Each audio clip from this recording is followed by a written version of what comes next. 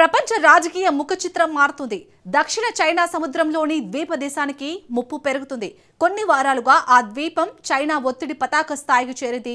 2025 ముగింపునకు కొద్ది రోజుల ముందే తైవాన్ను చైనా చుట్టుముట్టి సైనిక విన్యాసాలు నిర్వహించింది. ఇన్నాళ్లు అమెరికాను తైవాన్ నమ్ముకుంది. తైవాన్ అమెరికా మధ్య రక్షణ ఒప్పందమే అందుకు కారణం. కానీ ఇప్పుడు తైవాన్ ఆశలు అడియాసలుగా నీరుతున్నాయి. ఒకవేళ తైవాన్ పై చైనా దాడికి దిగితే అమెరికా ఎలా స్పందిస్తుంది అన్నది ఇప్పుడు $1 మిలియన్ ప్రశ్న. ఎందుకంటే ఇరు దేశాల రక్షణ ఒప్పందం అస్పష్టంగా ఉంది. నిజానికి బీజింగ్ ని అమెరికా భయపెడుతున్నప్పటికీ నేరుగా సైనిక పోరుకు దిగడం అనుమానమే. మరోవైపు తైవాన్ వీలడం తప్పదని చైనా గొంతెత్తుతుంది.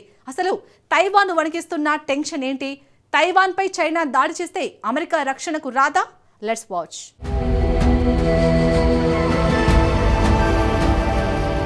తైవాన్ పై డొనాల్డ్ ట్రంప్ తీరు మారుతోందా? తైవాన్ పై చైనా దాడి చేస్తే అమెరికా రక్షించదా? రక్షణ ఒప్పందాన్ని అమెరికా గాలి కొదిలేసిందా?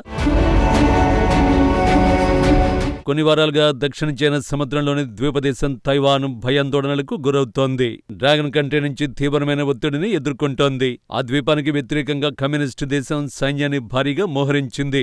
చైనా చరిత్రలోనే అతిపెద్ద మిలిటరీ విన్యాసాలు ప్రారంభించింది. ఈ విన్యాసాల్లో తైవాన్ దాడి చేయడం, ద్వీపాన్ని అన్ని వైపుల నుంచి దిగ్బంధించడం వంటి అంశాలను ప్రయోగాత్మకంగా పరిశీలించింది. సాధారణంగా చైనా ఇలాంటి బల ప్రదర్శనలకు దిగిన ప్రతిసారి అమెరికా అధ్యక్షుడి నుంచి ఓ భరోసా మాట వచ్చేది. తైవాన్లో నెలకొన్న ఆందోళనలను ఆ మాట తగ్గించేది. కానీ ఈసారి డ్రాగన్ సైనిక విన్యాసాలపై ట్రంప్ భిన్నమైన సందేశాన్ని ఇచ్చారు. తైవాన్ను చైనాలో భాగంగానే జిన్పింగ్ భావిస్తారని డొనాల్డ్ ట్రంప్ చెప్పుకొచ్చాడు.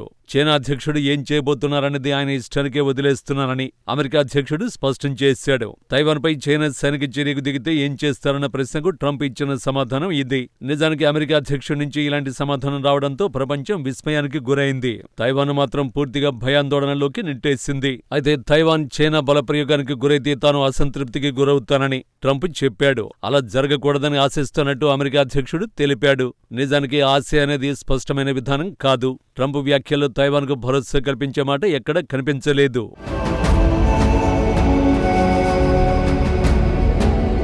ఇక ట్రంప్ చేసిన మరో వ్యాఖ్య తైవాన్లో గుబులు రేపుతోంది. తాను అధ్యక్షుడిగా ఉన్న కాలంలో తైవాన్పై దాడికి దిగొద్దని చైనాకు సూచించారు. అమెరికాకు తర్వాతి అధ్యక్షుడు వచ్చిన తర్వాత జిన్పింగ్ కావాలంటే చర్యలు తీసుకోవచ్చని ట్రంప్ చెప్పాడు. ఇది చైనాను నిలువరించే ప్రయత్నంలాగా అనిపించడం లేదు.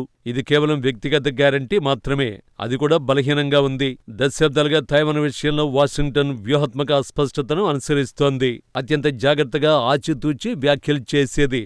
ఆ వ్యాఖ్యలు కూడా బీజింగ్ను రెచ్చగొట్టకుండా, తైవాన్పై దాడి చేయకుండా అడ్డుకునేలా ఉండేవి. కానీ ట్రంప్ వ్యాఖ్యలు మాత్రం ఆ వ్యూహాత్మక అస్పష్టతను తొలగించాయి. ఇక్కడ టైమింగ్ చాలా ముఖ్యం. వెనిజులాపై అమెరికా సైన్యం దాడి చేసి ఆ దేశాధ్యక్షుడు మదురోను బంధించింది. ఈ ఘటన జరిగిన కొన్ని రోజులకే ట్రంప్ నుంచి ఇలాంటి వ్యాఖ్యలు రావడం చర్చనీయాంశంగా మారింది.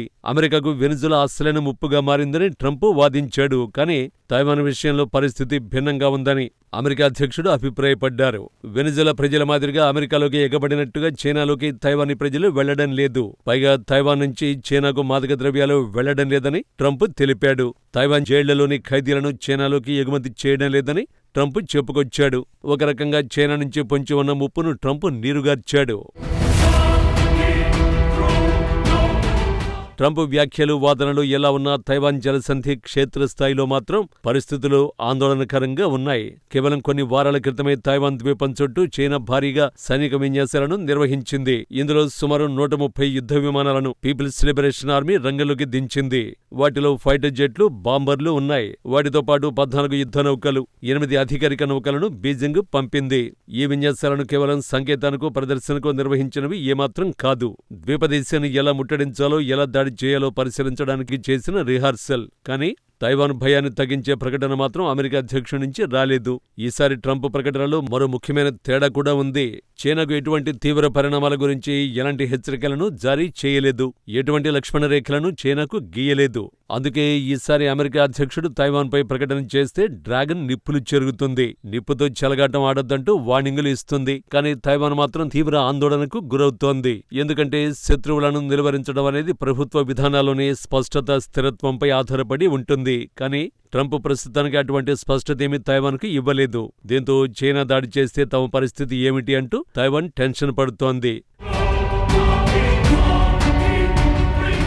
నిజానికి తైవాన్ అమెరికా మధ్య 1954 డిసెంబర్ 2న పరస్పర రక్షణ ఒప్పందం కుదిరింది. దీన్ని 1955లో యుఎస్ కాంగ్రెస్ ఆమోదించిన ఫార్మోసా రిజల్యూషన్తో ముడిపడి ఉంది. తైవాన్ను రక్షించేందుకు అమెరికా సైనిక శక్తిని ఉపయోగించేలా ఈ ఒప్పందం కుదిరింది. కానీ ఆ తర్వాత ఈ ఒప్పందంపై అమెరికా అస్పష్టంగా ఉంచింది. 1980లో ఈ ఒప్పందాన్ని అమెరికా రద్దు చేసింది. ఆ తర్వాత తైవాన్తో అనధికార సంబంధాలను కొనసాగించేందుకు 1979లోనే తైవాన్ రిలేషన్స్ యాక్ట్ను అమెరికా కాంగ్రెస్ ఆమోదించింది. ఈ ఒప్పందం ప్రకారం తైవాన్కు ఆయుధాలను అందించి భద్రతను నిర్వహిస్తుంది.